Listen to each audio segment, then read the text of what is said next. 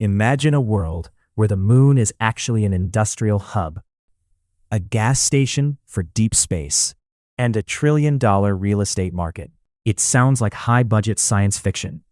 But right now, the most powerful countries and the wealthiest corporations on Earth are sprinting to turn the lunar surface into a gold mine. This isn't just about planting flags or taking pretty photos anymore.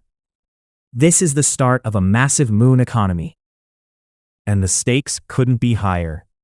If you think the tech gold rush of the 90s was big, you haven't seen anything yet, because we are literally reaching for the stars. The first major step in this race is all about one simple thing: water. We used to think the moon was a dry, dead desert, but we recently discovered billions of tons of ice hidden in the shadows of the lunar poles.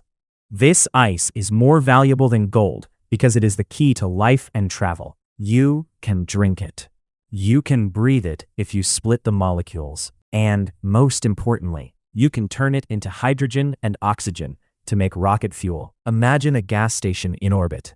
Instead of dragging heavy fuel all the way from Earth's gravity, we could just harvest it from the moon and refuel our way to Mars. This significantly lowers the cost of space travel and changes the entire math of the universe. Next, we have the raw materials. The moon is packed with something called helium-3, which is incredibly rare on Earth, but abundant in the lunar soil. Why does that matter? Because helium-3 is considered the holy grail of clean energy. It could potentially power nuclear fusion reactors for centuries with zero radioactive waste. Some experts estimate that a single shuttle load of this stuff could power the entire United States for a year. That is a multi-trillion-dollar incentive right there. Companies are already designing robotic harvesters that can sift through moon dust to find these riches. But you can't have a factory without a foundation. And that is why the real estate battle is heating up. We aren't building glass domes just yet. But the race to secure the best locations is very real. The lunar South Pole is the prime target because that is where the water and the constant sunlight for solar power are located. It's essentially the Manhattan of the moon. China and the US are both eyeing the same landing sites, and whoever gets there first sets the rules for the future. We are talking about the construction of the first permanent lunar bases where astronauts and miners will live for months at a time.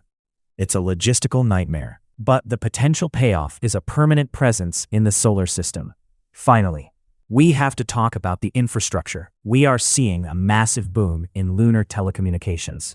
Companies are literally planning to install 4G and 5G networks on the moon, so robots and humans can communicate without lag. NASA's Artemis program is already laying the groundwork for a lunar gateway station that will act like a floating port.